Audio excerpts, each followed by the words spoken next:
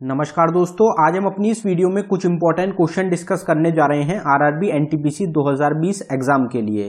तो इस वीडियो में हम टॉप 30 क्वेश्चन डिस्कस करेंगे, जिसमें कि जो पहले के 20 क्वेश्चन होंगे वो होंगे जीएस जीके के, और जो लास्ट के 10 क्वेश्चन होंगे वो होंगे करंट अफेयर से रिलेटेड। इसमें हम जितने भी क्वेश्चन डिस्कस करेंगे, जो जीएस जीके के क्वेश्चन होंगे वो सभी रिपीटेड क्वेश्चन होंगे जो कि पहले एग्जाम्स में पूछे जा चुके हैं।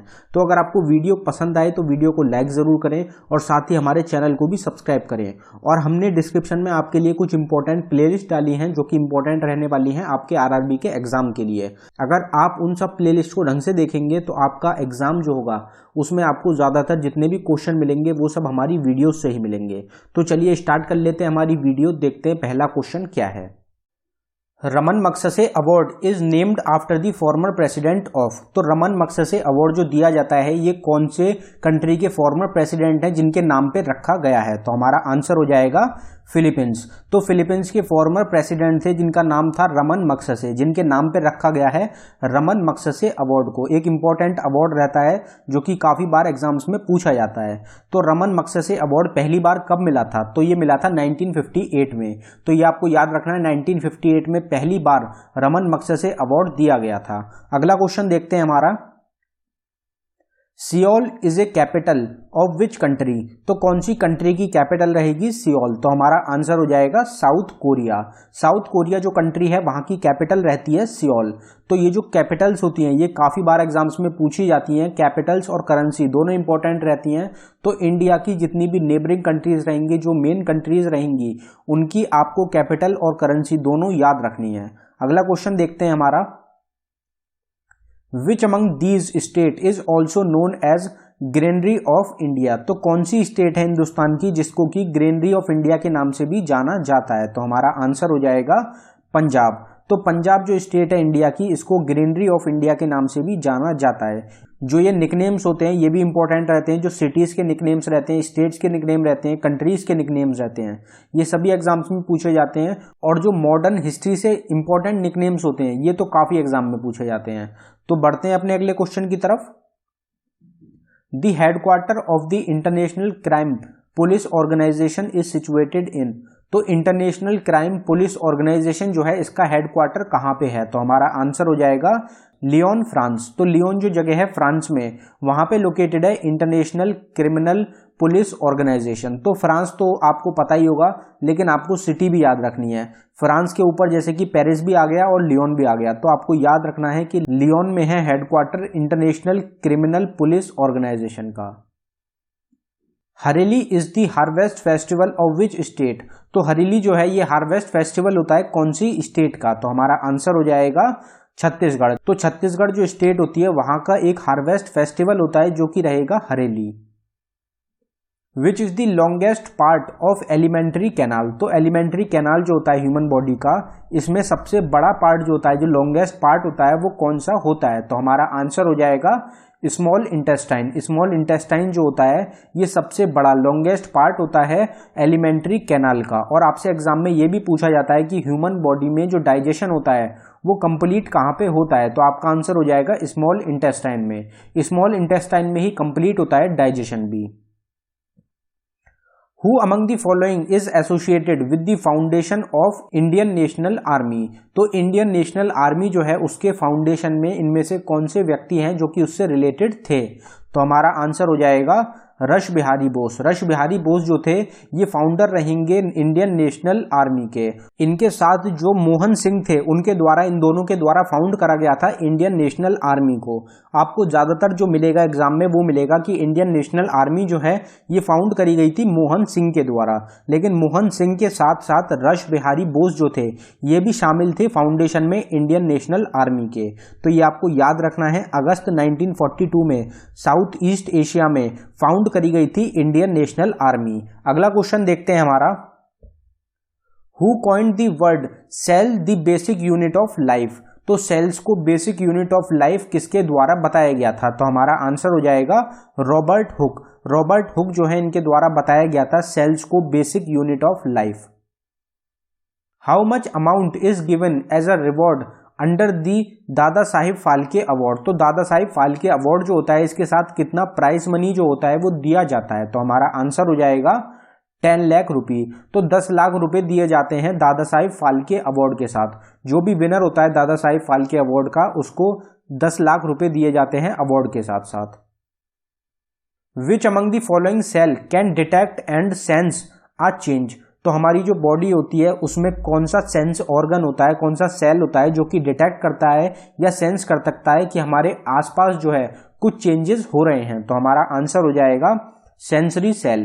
तो सेंसरी सेल्स जो होते हैं ये डिटेक्ट करते हैं या फिर सेंस करते हैं कि हमारी बॉडी के आसपास कुछ चेंजेस जो है वो हो रहे हैं, अकर हो रहे हैं। Who wrote the book passage to India. तो पैसेज टू इंडिया जो बुक है ये किसके द्वारा लिखी गई है, पहले भी डिस्कस कर चुके हैं हम अपने चैनल पे। तो हमारा आंसर हो जाएगा E.M. फॉस्टर। E.M. फॉस्टर जो है इनके द्वारा बुक लिखी गई है जिसका नाम रहेगा passage to India. Which of the following tiger reserve is in Orissa. तो उड़ीसा स्टेट में इनमें से कौन सा टाइगर रिजर्व है। तो हमारा आंसर हो जाएगा Satkosia tiger reserve. Satkosia tiger reserve जो है ये लोकेटेड है उड़ीसा स्टेट में। बाकी जितने भी टाइगर रिजर्व्स हैं, पार्क्स होते हैं, इनकी सेपरेट वीडियो आपको हमारे चैनल पे मिल जाएगी। आप उस वीडियो को देख सकते हैं जिसका लिंक हम आपको डिस्क्रिप्शन में प्रोवाइड करा देंगे। डिस्क्रिप्शन में आपको एक प्लेलिस्ट मिल जाएगी ऑल स्टैटिक जीके टॉपिक्स के नाम से, जिसमें जितने भी स्टैटिक टॉपिक्स हैं सबकी सेपरेट वीडियो आपको मिलेगी। तो आप उस सीरीज को जरूर देखें, उससे आपको काफी मदद मिलेगी आपके एग्जाम के लिए। अगला क्वेश्चन देखते हैं हमारा, the estimate committee consist of. तो एस्टिमेट कमिटी जो होती है ये किसकी बनी होती है। तो हमारा आंसर हो जाएगा 30 मेंबर्स फ्रॉम लोकसभा। तो एस्टिमेट कमिटी जो होती है इसमें 30 मेंबर होते हैं लोकसभा के। In which state is Koyna dam located. तो कोयना डैम जो है ये इंडिया की कौन सी स्टेट में लोकेटेड है। तो हमारा आंसर हो जाएगा महाराष्ट्र। महाराष्ट्र जो स्टेट है वहां पे लोकेटेड है कोयना डैम। डैम्स के ऊपर भी एग्जाम में क्वेश्चन जरूर पूछे जाते हैं, तो डैम्स की भी सेपरेट वीडियो मिलेगी आपको हमारी प्लेलिस्ट में। On which river bank is Panaji located. तो पानाजी जो कि कैपिटल है गोवा की, ये कौन सी रिवर के ऊपर सिचुएटेड है। तो हमारा आंसर हो जाएगा मांडवी। मांडवी जो रिवर है इसके अराउंड सिचुएटेड है पानाजी जो कि कैपिटल रहेगी गोवा की। तो आपसे एग्जाम में ये भी पूछा जाता है कि गोवा जो है वहां पे कौन सी रिवर फ्लो करती है। तो आपका आंसर हो जाएगा Mandvi. Which among the following organ secretes trypsin enzyme. तो ट्रिप्सिन एंजाइम जो होता है ये कौन सा हमारा बॉडी ऑर्गन होता है जो कि इसको सिक्रीट करता है। तो ये क्वेश्चन भी हम पहले अपनी वीडियो में डिस्कस कर चुके हैं। हमारा आंसर हो जाएगा पैनक्रियाज। पैनक्रियाज जो होते हैं ये सिक्रीट करते हैं ट्रिप्सिन एंजाइम को। The substance bile produce by the liver is stored in. तो ये जो सब्सटेंस होता है, जो ये बाइल जूस होता है जो कि प्रोड्यूस करा जाता है लीवर के द्वारा। ये क्वेश्चन भी एग्जाम में पूछा जाता है कि बाइल जूस कौन प्रोड्यूस करता है, तो वो हो जाएगा लीवर। और दूसरा क्वेश्चन पूछा जाता है कि बाइल जूस जो होता है ये कहाँ पे स्टोर होता है। तो हमारा आंसर हो जाएगा गॉल ब्लैडर। गॉल ब्लैडर में स्टोर होता है बाइल जूस और ये प्रोड्यूस करा जाता है लीवर के द्वारा। The human cell contains dash chromosomes. तो ह्यूमन सेल जो होती है, जो हमारी बॉडी में जो सेल्स होती हैं उसमें कितने क्रोमोसोम्स होते हैं। तो हमारा आंसर हो जाएगा 46 क्रोमोसोम्स होते हैं ह्यूमन सेल में। और कितने पेयर्स में होते हैं, तो 23 पेयर्स ऑफ क्रोमोसोम्स होते हैं। अगर पेयर्स में पूछा जाए तो आपका आंसर हो जाएगा 23, और अगर सिंपल पूछा जाए कि कितने क्रोमोसोम्स होते हैं तो आपका आंसर हो जाएगा 46। The part of food that is not digested in the body is dash. तो हमारी बॉडी में कौन सा पार्ट होता है फूड का जो कि डाइजेस्ट नहीं होता। तो हमारा आंसर हो जाएगा सेल्यूलोज। सेल्यूलोज जो होता है ये पार्ट होता है फूड का जो कि कभी भी डाइजेस्ट नहीं होता। तो ये आपको याद रखना है, ये क्वेश्चन भी एग्जाम्स में पूछे जाते हैं। कार्बोहाइड्रेट जो होते हैं ये डाइजेस्ट हो जाते हैं, प्रोटीन्स भी डाइजेस्ट होते हैं और फैट भी डाइजेस्ट होते हैं। बस सेल्यूलोज जो होता है ये डाइजेस्ट नहीं होता। तो ये एग्जाम में पूछा जाता है। Shiva Thapa is associated with which game और स्पोर्ट्स। तो शिवा थापा जो है ये कौन से स्पोर्ट्स से या गेम से रिलेटेड है। इस टाइप के क्वेश्चंस भी एग्जाम में काफी पूछे जाते हैं। तो हमारा आंसर हो जाएगा बॉक्सिंग। तो बॉक्सिंग जो स्पोर्ट्स होता है, जो गेम होता है, इससे रिलेटेड है शिवा थापा। अब दोस्तों हमारे करंट अफेयर के क्वेश्चन स्टार्ट हो गए हैं। यहां से आपको 10 क्वेश्चन मिलेंगे करंट अफेयर्स के। तो पहला करंट अफेयर का क्वेश्चन है, which Indian musician has been honoured with the medal of order of Australian award. तो medal of the order of Australian award जो है ये कौन से इंडियन म्यूजिशियन को मिला है, किसको सम्मानित किया गया है। मोस्ट इंपॉर्टेंट क्वेश्चन रहेगा एग्जाम के लिए। तो हमारा आंसर हो जाएगा शोभा शेखर। शोभा शेखर जो है ये इंडियन म्यूजिशियन है जिनको सम्मानित किया गया है medal of the order of Australian award से।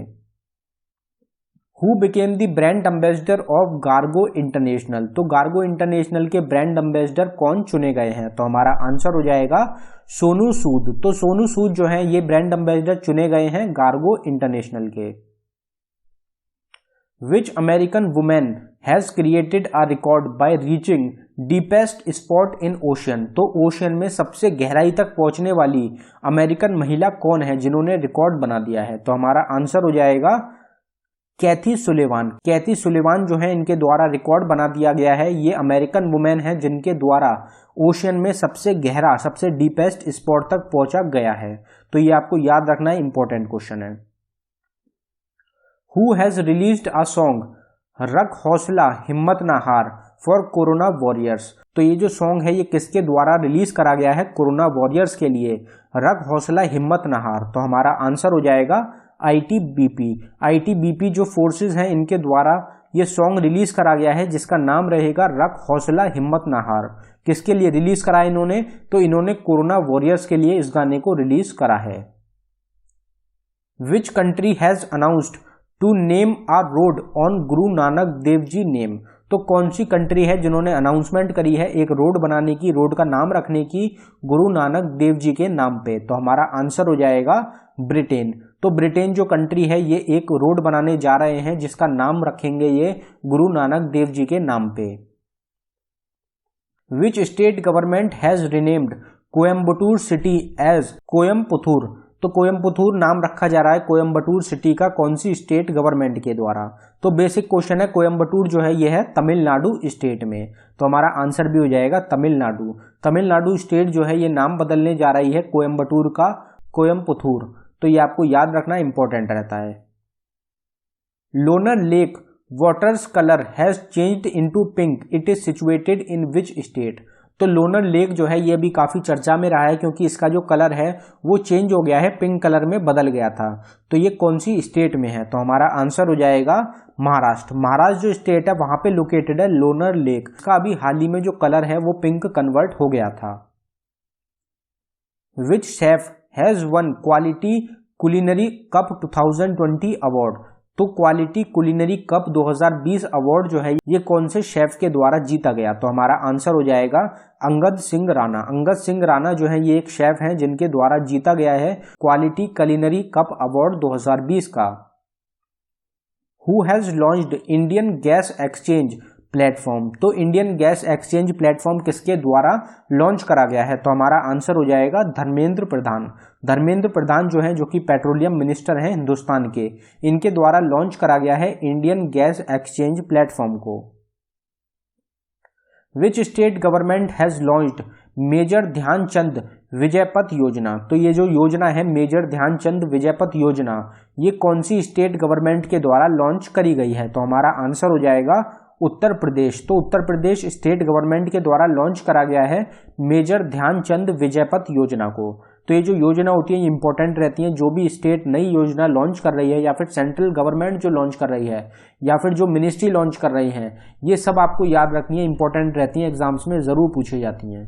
तो दोस्तों ये था हमारी वीडियो का आखिरी क्वेश्चन। अगर आपको हमारी वीडियो पसंद आई हो तो वीडियो को लाइक करें और अगर आपने अभी तक चैनल को सब्सक्राइब नहीं किया है तो आप हमारे चैनल को जरूर सब्सक्राइब करें। धन्यवाद दोस्तों।